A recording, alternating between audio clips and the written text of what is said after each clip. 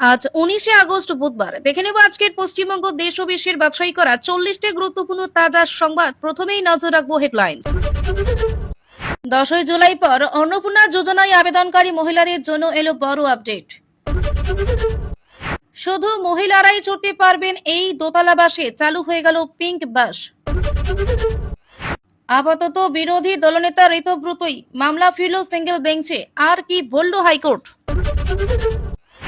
দেখা করতে গিয়ে আক্রান্ত মমতা, হালি শহরে তৃণমূল কর্মী খুনে সিআইডি তদন্তের নির্দেশ শুভেন্দুর। অগ্নিকাণ্ডের পর রাতারাতি ফাঁকা তারাপীঠ, আতঙ্কে হোটেল ছাড়ার হিড়িক পর্যটকদের। আর্থিক সমস্যা নয়, বাবার নামে ভালো স্কুল করুক সরকার, চাইছেন পিতৃহারা হাফিজ। দমদম বিমানবন্দরে এটিসি বিল্ডিং এ আগুন, স্বাধীনতা দিবসের আলোকসজ্জা থেকে বড় বিপদ। পটাশপুরে স্পিড বোটে বন্যা পরিস্থিতি পরিদর্শন, অবৈধ নির্মাণে বুলডোজার চালানোর হুঁশিয়ারি মন্ত্রীর। এবার তৃণমূলের দল ভাঙাচ্ছে কংগ্রেস, বড়ুয়া পঞ্চায়েত সমিতির দখল নিল হাত শিবির। রাস্তার উপর টেবিল পেতে শওকাতকে জেরা, দাপুটে নেতার বেহাল দশা দেখতে ভিড় স্থানীয়দের। বকেয়া ডিএর 65% দেওয়া হয়ে গিয়েছে, সুপ্রিম কোর্টে জানালো রাজ্য। এখনো পাননি অনেকে, দাবি সরকারি কর্মীদের। জমি বিবাদী রণক্ষেত্রে গোয়ালপুকুর, ধারালো অস্ত্রের কোপে আহত 5 মহিলা সহ 11। পুলিশ মৌখিক নির্দেশ দিলে মসজিদ থেকে মাইক খুলবে না, স্পষ্ট জানিয়ে দিল হাইকোর্ট। বিজেপি সরকারি করা নির্দেশ, মাতৃভাষায় কথা না বললে স্টিয়ারিং বসা বন্ধ। জরাজীর্ণ ব্রিটিশ আমলের বিমান ঘাঁটি এয়ারফিল্ড, অশোকনগরের ইতিহাস সংরক্ষণে কেন্দ্রকে চিঠি। তোলাবাজ বলে কটাক্ষ, পাল্টা তৃণমূলের আক্রোশ, জামানকে ফেসবুকে আক্রমণ বিজেপি বিধায়ক চিত্তের।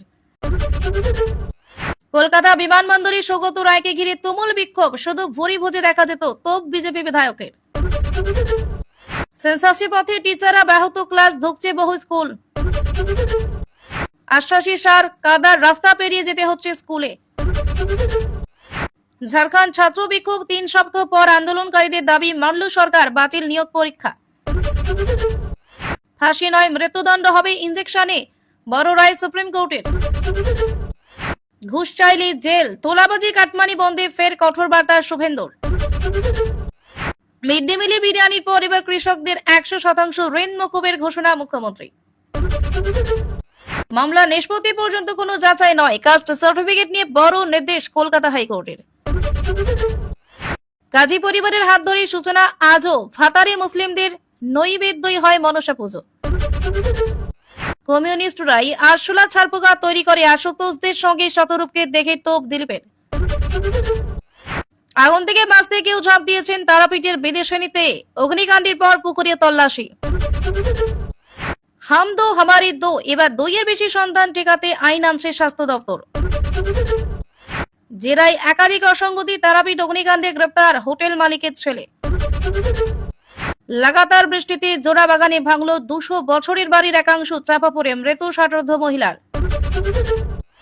জীবিত না মৃত, এবার সুপ্রিম নির্দেশের জনসমক্ষে আনা হবে ইমরানকে, কি বলল পাক আদালত। চম্পট রায়ের অভিযোগে একের পর এক গ্রেফতার, রাম মন্দিরে অনুদান চুরিতে ক্লিনচিট পেলেন প্রাক্তন ট্রাস্ট প্রধান। দুষ্কৃতীদের ধরতে আক্রান্ত পুলিশ, বাদুরিয়ায় ধৃত 3। এবার হাসপাতাল হবে মৌলালির স্টুডেন্টস হেলথ হোম, বড় ঘোষণা বিমান বসুর। হুগলি নদীর তীরে 300 কোটি টাকায় 5 তারা হোটেল রিসর্ট গড়বে ইডেন রিয়েলিটি। টলিপরে নর্দমা সাফ করা হুঁশিয়ারি মিঠুনের, গিল্ডের মেগা নির্বাচনের ঘোষণা করলেন তিনি। এবার আসছে বিস্তারিত খবরে। তার আগে আপনারা কে কোন জেলা থেকে ভিডিওটি দেখছেন অবশ্যই কমেন্ট করে জানাবেন, এবং আমাদের ভিডিওটি ভালো লাগলে লাইক, কমেন্ট, শেয়ার এবং সাবস্ক্রাইব করে পাশে থাকবেন। ধন্যবাদ। হাইকোর্টে খারিজ মসজিদ থেকে মাইক খোলার মামলা, আর রায়ের পরে কল্যাণ বন্দ্যোপাধ্যায়ের বার্তা, আবার মাইক লাগান দেখি। মসজিদ থেকে লাউডস্পিকার খোলা নিয়ে দায়ের হওয়া জনস্বার্থ মামলাটি খারিজ করে দিল কলকাতা হাইকোর্ট। মঙ্গলবার বিচারপতি তাপব্রত চক্রবর্তী এবং বিচারপতি অতরূপ বন্দ্যোপাধ্যায়ের ডিভিশন বেঞ্চ এই মামলা খারিজ করে। আদালতের পর্যবেক্ষণ, পুলিশের কথিত মৌখিক নির্দেশ এবং সংবাদপত্রের প্রতিবেদনের উপর নির্ভর করেই এই মামলা করা হয়েছিল। প্রায় 4000 মসজিদ সমস্যার মুখে পড়েছে বলে দাবি করা হলেও তাদের অধিকাংশই মামলায় যুক্ত হয়নি। ফলে জনস্বার্থ মামলা হিসাবে এটি গ্রহণযোগ্য নয় বলেই আদালত মনে করেছে। এদিন রাজ্যের অ্যাডভোকেট জেনারেল সুরজিৎ নাথ মিত্র আদালতে জানান, মসজিদ থেকে মাইক খোলার জন্য পুলিশের তরফে কোনো লিখিত নির্দেশ দেওয়া হয়নি। মামলাতেও নির্দিষ্ট কোনো কর্তৃপক্ষের নাম বা বিধিবদ্ধ নিয়ম লঙ্ঘনের স্পষ্ট প্রমাণ দেখানো হয়নি। অন্যদিকে মসজিদ কর্তৃপক্ষের পক্ষে সওয়াল করা তৃণমূল সাংসদ কল্যাণ বন্দ্যোপাধ্যায় রায়ের পর বলেন, আইন অনুযায়ী নির্দিষ্ট ডেসিবেল মেনে মাইকে আজান দেওয়া হবে। তার দাবি, যেসব মসজিদ থেকে মাইক খোলা হয়েছিল তারা আবার মাইক লাগাতে পারবেন। অর্থাৎ আদালত মামলা খারিজ করলেও মাইকের শব্দসীমা সংক্রান্ত নিয়ম মেনেই আজান চালাতে হবে। এটাই এদিনের রায়ের মূল বিষয়। লাগাতার বৃষ্টিতে জোড়াবাগানে ভাঙল 200 বছরের বাড়ির একাংশ, চাপা পড়ে মৃত 60 মহিলা। প্রবল বৃষ্টিতে সাত সকালে বড় বিপর্যয় কলকাতায়। হুড়মুড়িয়ে ভেঙে পড়ল জোড়াবাগানের ব্রজতুলাল স্ট্রিট এলাকার প্রায় 200 বছরের পুরনো একটি বাড়ির একাংশ। ঘটনায় ধ্বংসস্তূপের নিচে চাপা পড়ে মৃত্যু হয় এক 60 মহিলার। মঙ্গলবার ভোর 5টা নাগাদ বিকট শব্দে বাড়ির একাংশ ভেঙে পড়ে। স্থানীয় সূত্রে জানা গেছে, দীর্ঘদিন আগেই পুরসভার তরফে বাড়িটিকে বিপজ্জনক ঘোষণা করা হয়েছিল, কিন্তু তারপরে বহু পরিবার সেখানে বসবাস করছিলেন। ঘটনার খবর পেয়ে ঘটনাস্থলে পৌঁছায় পুলিশ এবং জাতীয় বিপর্যয় মোকাবিলা বাহিনী। যুদ্ধকালীন তৎপরতায় শুরু হয় উদ্ধার কাজ। ধ্বংসস্তূপ সরিয়ে আটকে থাকা বাসিন্দাদের উদ্ধারের চেষ্টা চালানো হয়।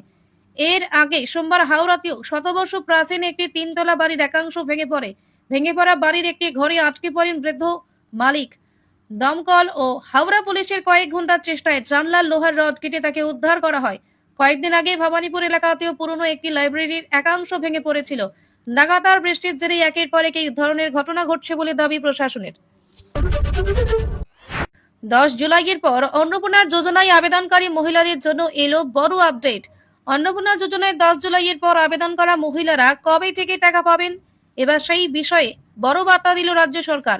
সোমবার নবান্নে সাংবাদিক বৈঠকে নারী ও শিশু উন্নয়ন ও সমাজ কল্যাণ দপ্তরের সচিব মৌমিতা গোদারা বসুকে এ বিষয়ে প্রশ্ন করা হয়। তিনি জানান, আবেদনকারীদের ফর্ম প্রথমে অনুসন্ধান, এরপর যাচাই এবং সবশেষে অনুমোদনের প্রক্রিয়ার মধ্য দিয়ে যাচ্ছে। এই প্রক্রিয়া শেষ হওয়ার পর সেপ্টেম্বরের তৃতীয় সপ্তাহের মধ্যে 10 জুলাইয়ের পর আবেদনকারীরা টাকা পাবেন। এদিকে আগস্ট মাসে রাজ্যে 1,45,00,000 মহিলা অন্নপূর্ণা যোজনার টাকা পাচ্ছেন। এই প্রকল্পে আবেদনকারী মহিলাদের মাসে 3,000 টাকা করে দেওয়া হবে। তবে ভেরিফিকেশন সময় ইতিমধ্যে প্রায় 17 লক্ষ আবেদনকারীর নাম বাদ পড়েছে। তাদের জন্য সরকারের তরফে সুযোগের ব্যবস্থা রাখা হয়েছে বলে জানা গিয়েছে। অর্থাৎ 10 জুলাইয়ের পর যারা অন্নপূর্ণা যোজনায় আবেদন করেছেন তাদের এখন মূলত আবেদন যাচাই ও অনুমোদনের প্রক্রিয়া শেষ হওয়ার অপেক্ষা।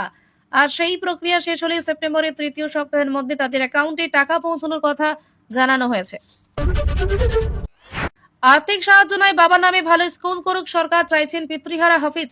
পিতৃশোকের মাঝেও নিজের লক্ষ্য থেকে এক চুলো সরেনি বাঁকুড়ার তরুণ শেখ আব্দুল হাফিজ। শিক্ষা পরিকাঠামোর উন্নতির মতো সামাজিক ইস্যু নিয়ে কাজ করছিলেন তিনি। আর সেই কাজের জেরে আক্রান্ত হয়ে প্রাণ হারালেন তার বাবা শেখ মাফিক। দিন কয়েক আগে ইন্দাসের করিসুন্ডা গ্রামে হাফিজের বাড়িতে দুষ্কৃতীদের হামলা হয়। সেই সময় ছেলেকে বাঁচাতে ঢাল হয়ে দাঁড়িয়েছিলেন 50 মাফিক, কিন্তু হামলায় গুরুতর জখম হন তিনি। পরে বর্ধমান হাসপাতালে চিকিৎসাধীন অবস্থায় রবিবার সকালে তার মৃত্যু হয়। বাবাকে হারিয়ে শোকস্তব্ধ হাফিজের পাশে দাঁড়ান অনেকে।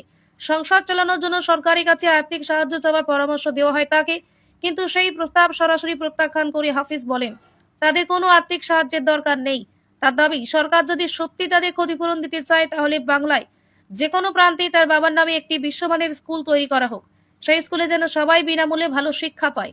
হাফিজের কথায় দেশের শিক্ষা ব্যবস্থা উন্নতির লড়াইয়ে তারা নেমেছেন, আর সেই লড়াই শেষ না হওয়া পর্যন্ত তিনি পিছিয়ে যাবেন না।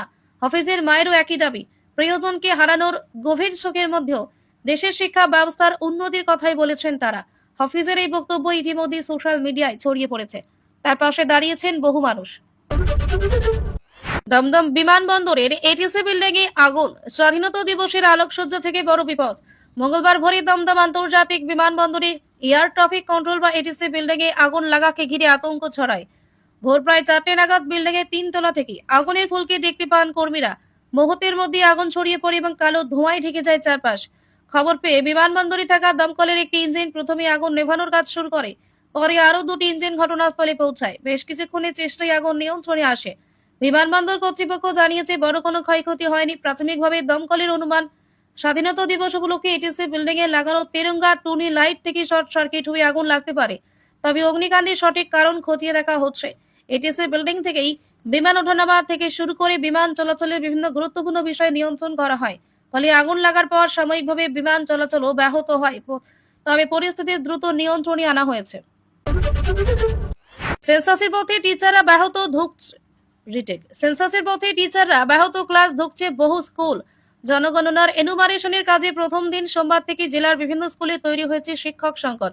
ফিল্ড সমীক্ষার কাজে বহু শিক্ষক শিক্ষিকা বাইরে থাকায় কোথাও টিফিন পিরিয়ডে স্কুল ছুটি দিতে হয়েছে, আবার কোথাও স্কুলে এসেও ক্লাস না পেয়ে বসে থাকতে হয়েছে পড়ুয়াদের। মধ্যমগ্রাম বয়েজ হাই স্কুলে 42 জন শিক্ষকের মধ্যে 30 জনকেই জনগণনার কাজে নেওয়া হয়েছে। ফলে পঠন পঠন চালাতে সমস্যায় পড়ে সোমবার টিফিন পিরিয়ডে স্কুল ছুটি দিতে হয়। অন্যদিকে পূর্ব বারাসাত আদর্শ বিদ্যাপীঠে প্রায় 3500 পড়ুয়ার জন্য রয়েছে 44 জন শিক্ষক শিক্ষিকা। তাদের মধ্যে 22 জন জনগণনার কাজে যুক্ত থাকায় ক্লাস নেওয়া নিয়ে তৈরি হয়েছে সমস্যা। বিশেষ করে একাদশ ও দ্বাদশ শ্রেণীতে বিষয়ভিত্তিক শিক্ষক না থাকায় পড়ুয়ারা সমস্যায় পড়েছেন। শিক্ষক সংকট সামাল দিতে কোথাও অঙ্কের শিক্ষককে বাংলা, আবার কোথাও ইংরেজি শিক্ষককে বাংলা ক্লাস নিতে হচ্ছে।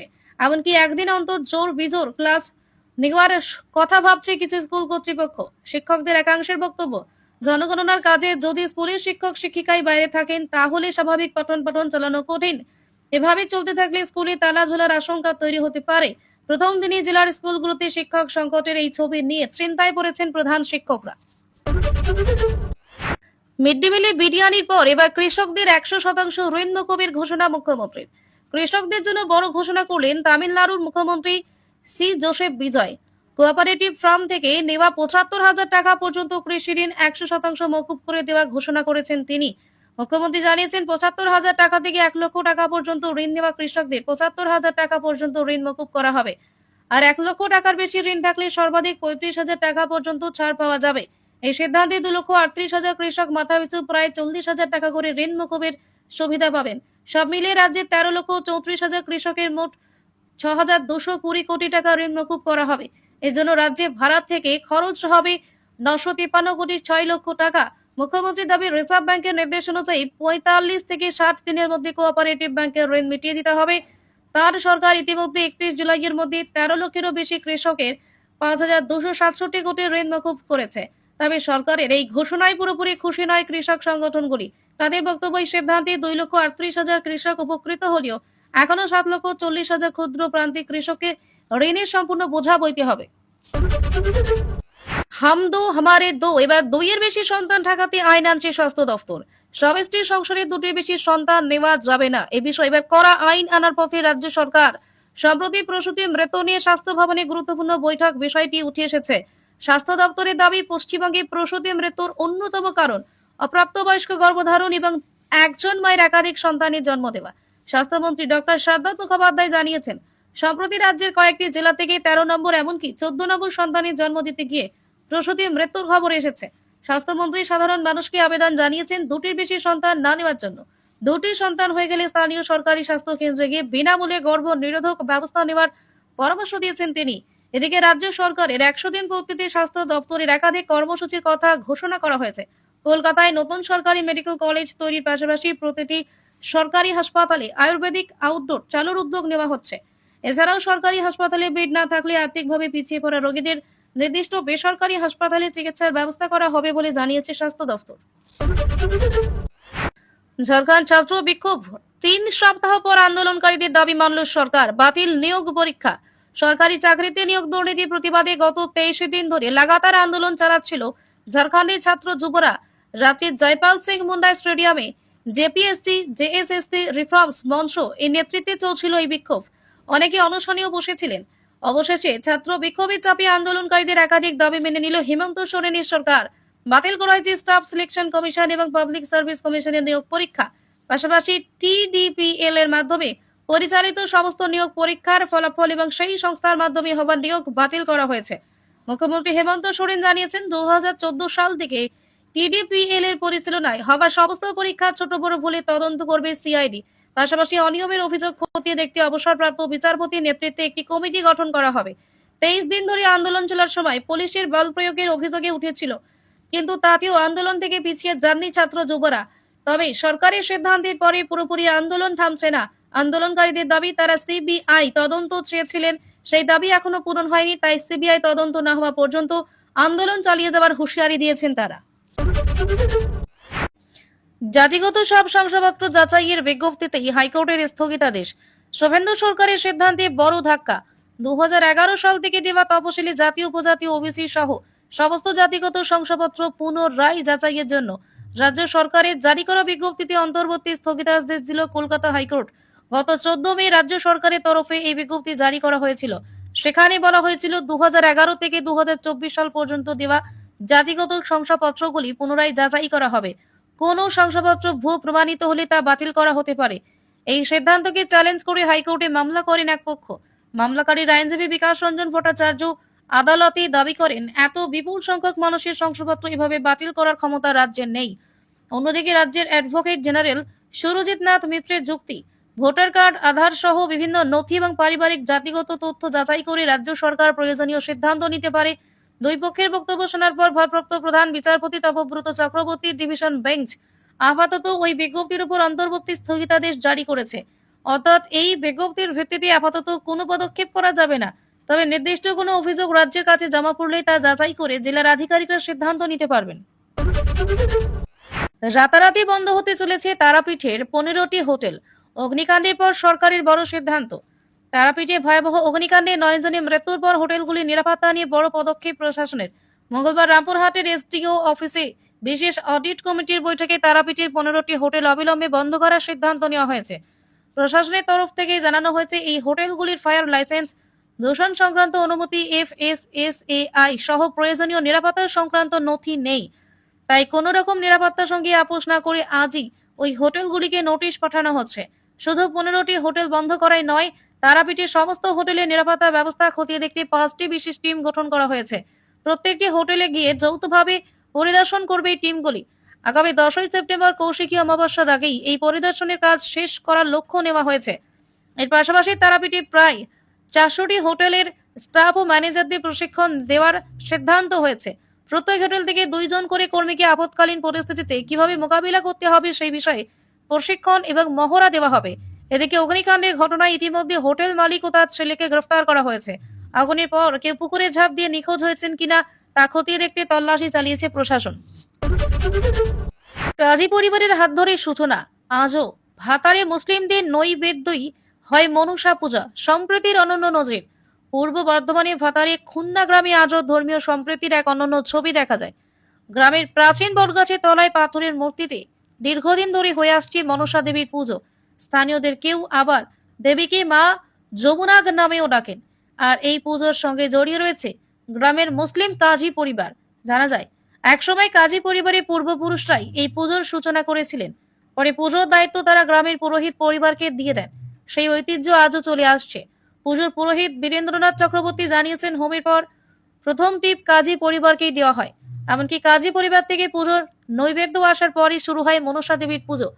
শুধু খুলনা নয়, পাশের মুসলিম অধ্যুষিত বানেশ্বরপুর গ্রামের বহু মানুষও এই পুজোয় অংশ নেন। মনসাতলার একেবারে পাশে রয়েছে গ্রামের মসজিদ। পাশাপাশি থাকা মন্দির ও মসজিদ যেন সম্প্রীতিরই বার্তা দেয়। গ্রামবাসীদের কথাই, এখানে হিন্দু মুসলিম পাশাপাশি বসবাস করেন, কিন্তু ধর্মের নামে কোনো বিভেদ নেই। বরং বছরের পর বছর ধরে ঐতিহ্য ও বিশ্বাসের বন্ধনেই একসঙ্গে পালিত হচ্ছে এই মনসা পুজো। নেতা কর্মীরা নন, বিজেপিকে জিতিয়েছেন মমতা, অভিষেক, হুমায়ুনরা। বিস্ফোরক দাবি কার্তিক মহারাজের। মঙ্গলবার কালনার বিজেপি কার্যালয়ে এসে এমনই মন্তব্য করলেন কার্তিক মহারাজ। তার দাবি, বিজেপি বিধানসভা ভোটের সাফল্যের পিছনে বিজেপির নেতা কর্মী বা সাধুরা নন, বরং তৃণমূলের একাধিক নেতার ভূমিকা রয়েছে। কার্তিক মহারাজের বক্তব্য, রাজ্য জুড়ে গীতা পাঠের মতো কর্মসূচি হিন্দু চেতনার ভিত তৈরি করেছিল, কিন্তু হুমায়ুন কবির এবং ফিরহাদ হাকিমদের একের পর এক সাম্প্রদায়িক মন্তব্য বিজেপির ভোট ব্যাংক আরো শক্তিশালী করেছে। অভিষেক বন্দ্যোপাধ্যায়ের 4 তারিখের পর দেখব মন্তব্যের প্রসঙ্গ তুলে কার্তিক মহারাজ বলেন, সেই অহংকার ও দম্ভের প্রতিবাদ হিসেবেই বাংলার মানুষ ব্যালট বাক্সকে বেছে নিয়েছেন। মমতা বন্দ্যোপাধ্যায়ের একটি বক্তব্যেরও সমালোচনা করেন তিনি। পাশাপাশি ডিলিমিটেশনের প্রসঙ্গ তুলে তার দাবি, ভবিষ্যতে রাজ্যে বিধানসভা আসন বাড়তে পারে এবং বিজেপির আসনও আরো বাড়তে পারে। এই প্রক্রিয়ার কৃতিত্ব নিয়ে প্রধানমন্ত্রী নরেন্দ্র মোদী ও স্বরাষ্ট্রমন্ত্রী অমিত শাহকে দেন। এদিন কালনায় 131 ফুটের শিবলিঙ্গ তৈরি প্রস্তাবিত জায়গাও পরিদর্শন করেন কার্তিক মহারাজ। তার সঙ্গে ছিলেন কালনার বিধায়ক সিদ্ধার্থ মজুমদার এবং প্রকল্পের উদ্যোক্তা সুব্রত পাল। বকেয়া DA-র 65% দেওয়া হয়ে গিয়েছে। সুপ্রিম কোর্টে জানালো রাজ্য, এখনো টাকা পাননি অনেকে। বকেয়া মহার্ঘ ভাতার 65% ইতিমধ্যেই সরকারি কর্মীদের দেওয়া হয়ে গিয়েছে বলে সুপ্রিম কোর্টে জানালো পশ্চিমবঙ্গ সরকার। রাজ্যের দাবি এখনো পর্যন্ত 7,700 কোটি টাকারও বেশি টাকা দেওয়া হয়েছে এবং বাকি অংশ মেটানোর প্রক্রিয়া চলছে। মঙ্গলবার বিচারপতি সঞ্জয় কৌরল এবং বিচারপতি প্রশান্ত কুমার মিশ্রের বেঞ্চে ডিএ মামলার শুনানি হয়। রাজ্যের জন্য সওয়াল করেন সলিসিটর জেনারেল তুষার মেহতা।